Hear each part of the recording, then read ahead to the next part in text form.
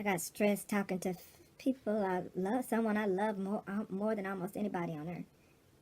People, a family member. And just the stress of it. I realized I rubbed my eyeliner off just thinking about it. One eye's done and one eye's not for that reason. But I was also just thinking, I forgot why I turned the camera on. Oh, I was just thinking about, because I just went to the grocery store and, you know, when the lady asked me if I had a phone number for their little discount grocery cards. And by the way, grasshoppers, neither of which I'm trying to say. But grocery stores, I'm going to refer to you in singular as bitch in this sequence. But grocery stores, and directly and indirectly, whatever the superpowers that be that are making these decisions to try and control society, individually as well as collectively, because collectively wasn't enough. So now they got to control each of us individually. But anyway, I was thinking about when the lady asked me if I had a phone number to get the grocery store card, and I said no. So my feelings supposed to be hurt because now I can't get the discount. I'm not. I'd rather not sell my personal data for a discount on your poison ass groceries. The groceries that's poison anyway. Y'all poisoning us on top of everything else. On top of the brainwash and everything. It's just on top of it. Do you know that in a official technical brainwash series of patterns to brainwash people, some of the things is controlling what they intake, so your food, you're controlling your intake, and repetition, commercials, and they also, infomercials, they got even longer, didn't they? Used to be commercials, and in advertising, the big thing was you got to grab your audience within the first 3 seconds. But then they came up with infomercials. Let's hold the entire mind hostage for a half fucking hour to sell this shit. Oh, yeah, I was thinking about all the ways that I don't participate, that I avoid participating. And I've been avoiding it as much as I can for my whole life if I think about it.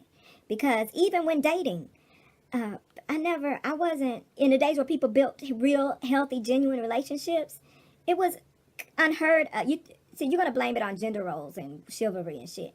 And that's part of the fault, but it was unheard of for a bitch to give her, they wasn't running around calling each other bitches either, but it was unheard of for a bitch to give a motherfucker her phone number. Like, if you want to court, not even marry, if you want to court me, then you're going to figure it out. You're going to have to figure out how to get in contact with me in a respectful manner. You're going to figure it out. And eventually, once I get to know you, you'll eventually get my, phone. Well, no, the female wasn't giving her phone number out. And then to accommodate that turned into, well, I don't get my phone number out, but I'll take yours, though. That's still a compromise. Why am I going to take your number? I'm not going to call you. Well, I guess that's the beauty of it. I'm the only one that was honest about somebody. If I already see something in your character that you ain't for me, ain't no need of me taking your number. And just because you say, well, you don't even get to know me, you don't even know me. I know enough to know that we ain't going to be friends. Not you and I. Why are we still talking? Why are we still having a conversation? And their feelings be all hurt. Why are your feelings hurt? You was fine before I came through. You was fine before you even laid eyes on me. Just pretend like this moment in this day didn't happen, and you didn't even cross paths with me. Now you really can't do it, because you ain't never met another bitch that was this clear with you this early, instantly. Know why? Because she real 24/7. And then they fall in love with that, because there's so many phony bitches in the world. You look at this honest one, and even if she's sitting there telling you we ain't gonna be friends, I don't like you, you're like, oh my God, an honest person. I think I love her. There are a lot of men who have admired me. Not boys, not fuck boys, men. Respectable marriage material men, in fact. It just wasn't for me. And I'm clear on that. I'm clear on what's for me in terms of moral balance and character. And that doesn't apply to you. Anyway, shit, I'm sorry, y'all. Well, I apologize. That's one way my dude made me change. I used to never say I'm sorry. I don't like the sound of it. I got conditioned in professionalism where you don't put that on yourself. You're not sorry. You apologize for the mistake you made or the thing you did wrong. You're not sorry. But then in regular black world, if you say I apologize, people think it's not a genuine apology. Because you said I apologize. So they interpret that as condescending or, Anyway, I was thinking about brainwashing. And so they also limit the amount of sleep you get. Limit the data and information that's coming into your mind. the internet and net neutrality that y'all let happen this June the 11th. And we going around with life like that didn't even take place. None of y'all noticed that when you do a Google search, a limited number of sites and avenues to get that information comes up. We still have information at our fingertips, but now it's only the information that they want us to have, so they can sprinkle around that those never mind.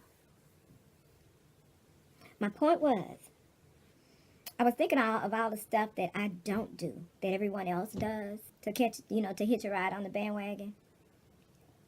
And one of those things is like sign up for those grocery store cards.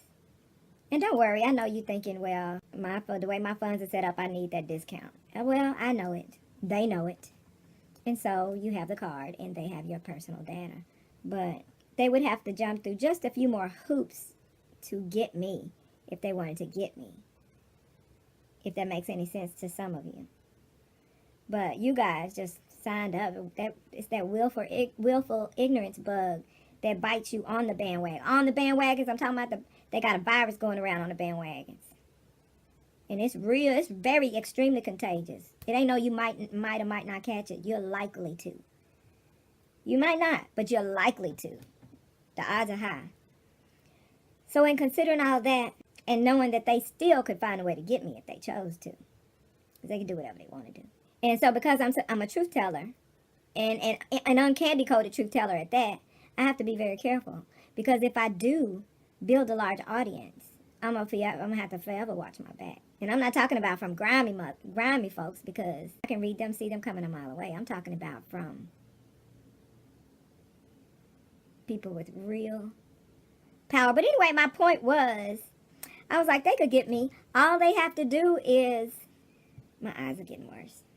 But I guess I did. I guess it's fine that I went off on all those tangents, because now that I get to what should be finally telling the damn story, and the point of why I turn the whole damn camera on, as I get to it, I realize it's probably in my best interest not to just blurt out how they could get me easily if they wanted to.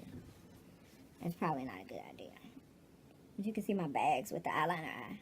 I promise I'm going to start getting myself together. I'm going to start being cute when I do my videos for the sake of my growing audience. And out of respect for my riders. And I'm going to always know who y'all are. Unless you change your username or your personality. You might become a different type of person. You might be low-key thirsting and neither of us even realize it. And then it grows and grows. So you watch enough of other people's videos, thirsty videos, and you get the bug that everybody on the bandwagon get. And you just want to be popular. There's nothing wrong with wanting to be popular, but you want to be popular, and either you're not ready or it's for the wrong reasons. And that can be self-destructive. People don't even realize it. I saw one little bitch. I just went through my head 4 times. I was like, no, I ain't gonna call her no bitch. And I was like, she a bitch. And I was like, she just like all these other thirsty hoes in training. And I was like, no, that's the thing. She just the misguided thirsty hoes in training. But that's the thing, they're misguided. But then, is their parenting my fault? Is the fact that their mama dropped the ball or picked a fuck boy to procreate with to begin with, and then this is the result of them not being ready to parent? And then, at what point do you put that responsibility on that child? The child is a grown-ass woman now. Grow the fuck up. Not because I don't think you should not be coddled through the situation, although I don't. But it's not that I don't think you should be coddled through the situation. But you cannot be coddled through the situation and survive. And that's why, my loves, in my Monique voice, my loves, it was why I am tough love. Because I don't have no kind of tact and diplomacy and filter and, cute little candy sweetie thing. Unless you're ready for, there's some people that are worthy of that. Because they know deep in my heart, I'm coddling you. I'm like, but I'm able to tell them low key, like I'm here for you, and I got, on my shoulder. I know what you're feeling, and I know that feeling is real. And the last thing you need to hear is what I'm about to say, but bitch, shake that shit off and bounce back. Because you're beautiful and you're strong enough. And you are not this moment that you are enduring. Because you are indeed enduring. Not just going through it. It's going through your bitch ass. And it is not a good time. But in tough love, you're going to need to shake that shit off. The longer you hold on to it. And at the same time, you got to go through, you got to grieve through it. You can't just discount the different emotions. You got to grieve through it. It's just that you don't want to take up residence there. And don't look for anyone to pull you out. Pull yourself out. You're strong enough. But in the process, I got your ear. That's the thing with me. I can't afford to give people money to help them. But I might say some shit every now and then that the people who love you need to say and can't because they punks. Or the people that's claiming to love you and they don't really. So they ain't gonna say it. But again, you have the people that do love you, but they love you in a way that they don't know how to say it because they don't want to hurt your feelings. And I guess whereas the average person would think that I'm insensitive, my insensitivity is born of wanting you to get through to the other side. I'm telling you what other people are not telling you for you to get through there faster. You still gonna go through shit. And you're gonna be mad at me for keeping it straight. You're gonna be mad at me for that shit. I don't care. I mean, I care, but I ain't gonna lose no sleep over it because I know and at the end of I won't say the day because it might last you longer than the day, bitch. It got a shelf life. But at the end of the turmoil, you're going to look back and you're going to be. Because I've had strangers tell me that you said that shit that was hard to hear. And oddly enough, that was the shit that helped me muddle through. So hard to hear. And you're welcome, bitch. And homie, men have had that experience from me, with me. That's what I'm here for, apparently. Not men that I dated. But one of the men was a manager and much older than me. But a good 10 years later, I heard him telling someone that he lost his mother. When he lost his mother, he was saying how he heard this and that, you know, all the well wishes and condolences and all that stuff. And to wrap my little speech up in a boxing bow, I basically told him in a very different way. I basically told him his mother was in a better place. And to man up. And I didn't use any of those words. It was harsh, but it was in so much love.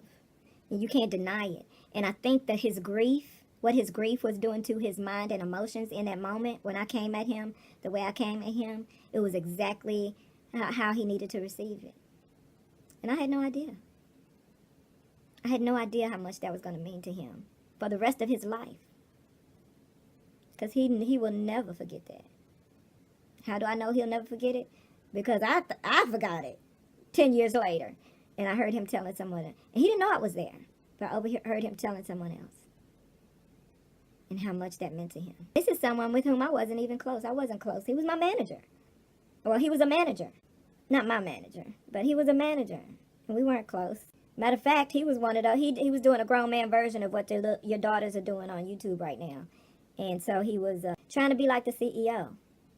Matter of fact. Getting a new car every year. But he can't afford this. He used to try to get me to do it. I was like, I know what I can't afford. I was like, the difference, you know, he's like, oh, you can, you know, because in their mind, I could afford it. In their mind. But I told him if we were on the same pay scale, you and I, the difference between you and I is I know what I can't afford. And I align my financial responsibility accordingly. And I left it right there. He didn't catch that one like he caught the spill after the loss of his mother. I guess his emotions wasn't. I guess his emotions got to be out of whack for him to absorb some truth. Some people are like that. You know, you got to be all over the place, and then some of that truth just kind of seep in accidentally, and you'd be like, wait, I'm great, and this world is great, and life is good if I want it to be. It don't have to be. Okay, it's actually not, but it doesn't have to always not be. That's how my truth works. It'll still sneak up on you. I don't know. Maybe that's not your thing. Maybe it's not the emotional confusion that'll make you hear the truth. Maybe it's the way I look. Maybe I'm not hard to look at. So you just sit there looking at me and fuck around and listen to something I said. Maybe I am hard to look at. And maybe you just turn my video on and go do some other shit while you listen to me run my mouth. And that's how it hits you. Maybe you listen to me on the toilet. I know some brothers that probably would listen to me on the toilet. And I love y'all too. I love y'all too. I almost said cut that shit out and quit listening to me on the toilet. But if that's where you get the message, sit your ass down somewhere. Get to listening. And put your earbuds in and get to listening. Yeah, so I'm not even going to say what the answer is to them give me if they want to. How easy it would be for them to give me. I know it would be easy. But not as easy as nobody else I know in this world. I am the most complicated person because my mind is not susceptible to bullshit. Like, even when I was young and even growing up in the church, like, I was that chick in Sunday school that none of the Sunday school teachers wanted to see coming. Because I'm going to ask you some shit that you can't answer. You're going to have to, the last thing they always would have to say is they have to either leave it in the hands of faith or some shit I'm not supposed to question. Okay. That makes all the sense in the world. It seems like the older some of you get, the more you would use your think. I'm just trying to decide if I want to waste my breath or not. Maybe I'll do that later after I get my Patreon set up. Maybe I'll just do some wasting my breath videos. Exposing the world, exposing existence for what it really is. Then I'll be in so much trouble. I need to cut up some potatoes and make some juice. Veggie juice. But I want to be cute while I do so.